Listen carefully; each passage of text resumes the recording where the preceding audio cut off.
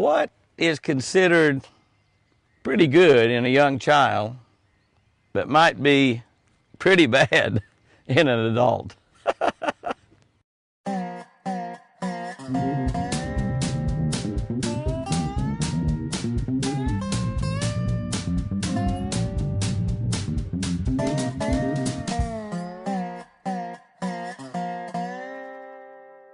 Good morning, guys and girls. It is April 11. April 11. Everything is greening up beautifully all over the South.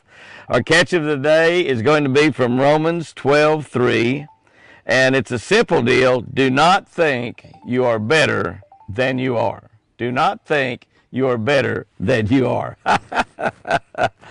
Oh my goodness, that can have a lot of connotations, can it? Do not think you are better than you are.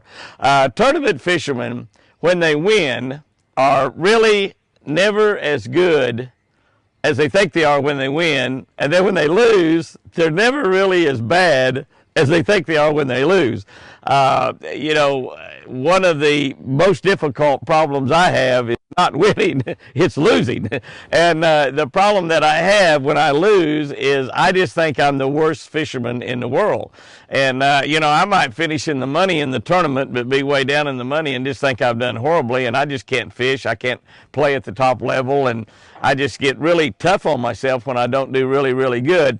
And I guess that's good, but the main thing is don't think that you're better than you are. That's what Romans 12:3 says.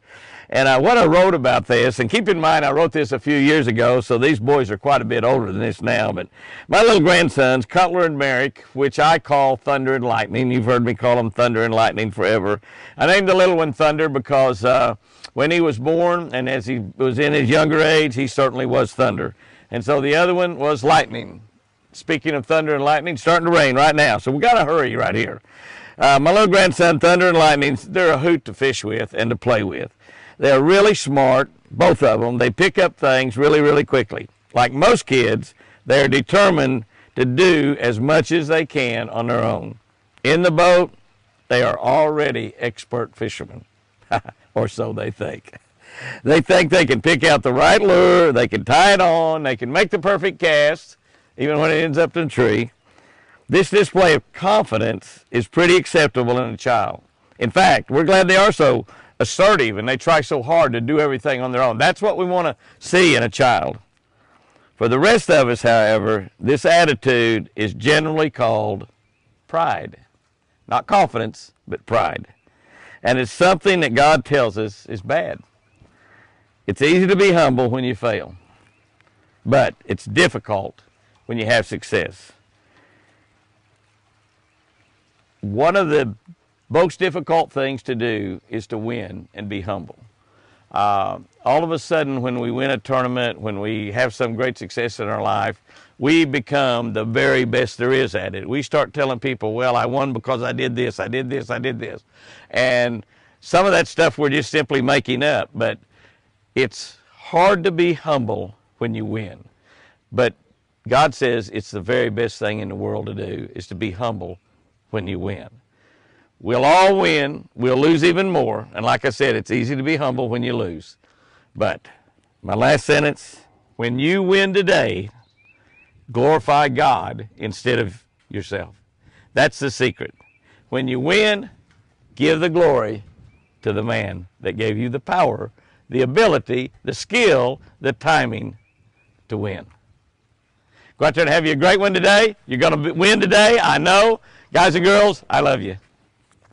Oh my gosh. Oh my gosh. I forgot to do the tip. Okay, guys and girls. And my catch of the day is getting rain droplets on it, but it's not raining right now. It act like it's going to, then it quit. My beautiful wife, as she turned the iPhone off, said, honey, you forgot to do the tip. And I did. Okay, here's our tip for this week. Bass located on bluffs are less affected by rising water. And you know, we have had lots of rain all over the South this spring. Late winter, spring, we have had so much rain. It's been amazing. In fact, we've had so much rain, probably when it quits, it may not rain all summer. It's kind of got me worried a little bit.